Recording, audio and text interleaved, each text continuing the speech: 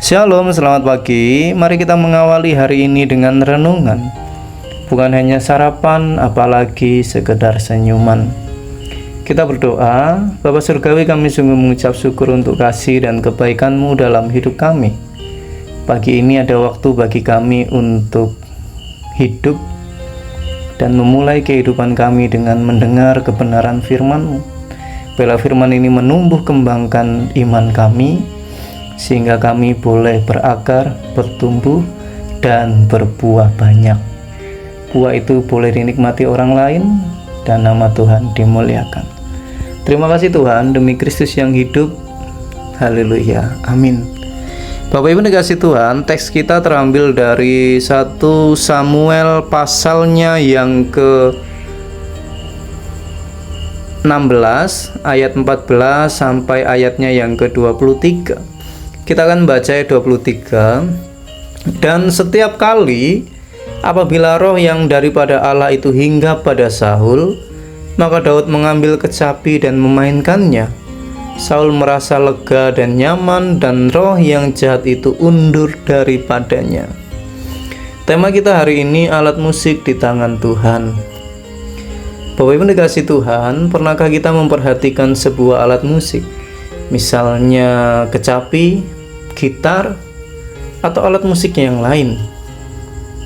Jika alat musik itu hanya diletakkan di sudut ruangan, dia tidak akan menghasilkan suara apa-apa. Dia hanya mati dan sunyi.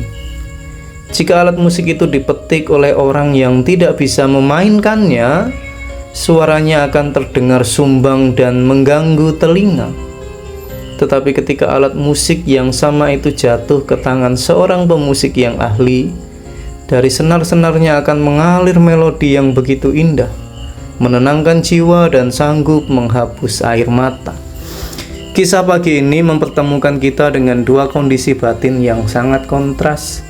Satu, Raja Saul yang hidupnya penuh dengan bisingnya kecemasan, ketakutan, dan kegelisahan karena dia telah menolak firman Tuhan. Jiwanya kosong dan ia sangat menderita.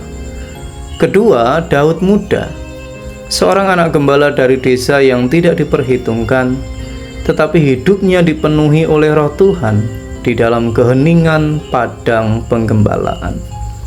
Ketika Saul mengalami krisis batin yang hebat, Tuhan tidak mengirimkan sepasukan tentara berkuda untuk menolongnya. Lantas apa yang Tuhan lakukan? Ia hanya mengirim seorang anak muda rohani yang membawa sebuah kecapi. Dan perhatikan apa yang terjadi. Setiap kali Daud memetik kecapinya, ketenangan mengalir, jiwa Saul menjadi lega dan roh jahat pun undur. Dari renungan singkat pagi ini ada dua pesan sederhana yang bisa kita bawa ke dalam aktivitas kita sepanjang hari nanti. Satu, jangan menjadi dalam tanda kutip gendang kosong yang bising. Saul menjadi gelisah karena hatinya kosong dari Tuhan, sehingga hidupnya dipenuhi oleh ego dan ketakutan. Banyak orang hari ini hidupnya seperti Saul, gampang marah, cemas, dan menyebarkan aura negatif ke orang-orang di sekitarnya. Mengapa? Karena mereka jarang duduk diam dalam keheningan bersama Tuhan. Mari sebelum kita mulai sibuk bekerja hari ini, kita isi dulu gelas jiwa kita dengan keteduhan firman Tuhan, agar kita tidak menjadi orang yang bising dan melelahkan bagi sesama. Kedua, jadilah dalam tanda kutip kecapi yang membawa shalom.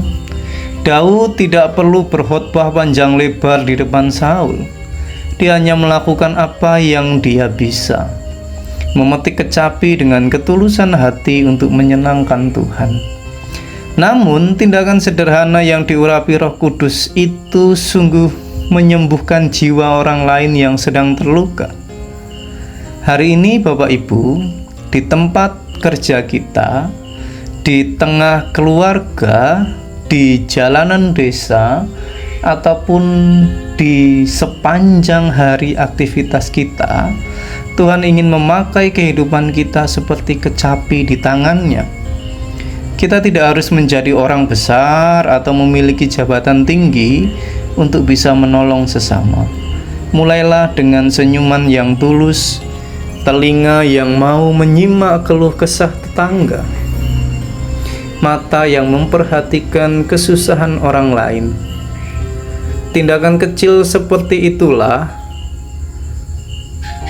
sebenarnya kita sedang memetik melodi kasih Tuhan yang menyembuhkan batin orang-orang di sekitar kita. Maka pertanyaan refleksi pagi ini, hari ini, apakah kehadiran kita akan menjadi seperti Saul yang membawa kebisingan dan kecemasan bagi orang lain, atau menjadi Daud yang membawa keteduhan dan kelegaan bagi jiwa yang lelah? Pilihlah apa yang mau kita lakukan hari ini. Tapi ingat, kita adalah alat musik di tangan Tuhan. Selamat pagi, selamat beraktivitas. Ingat, kita ada karena anugerah Tuhan. Amin.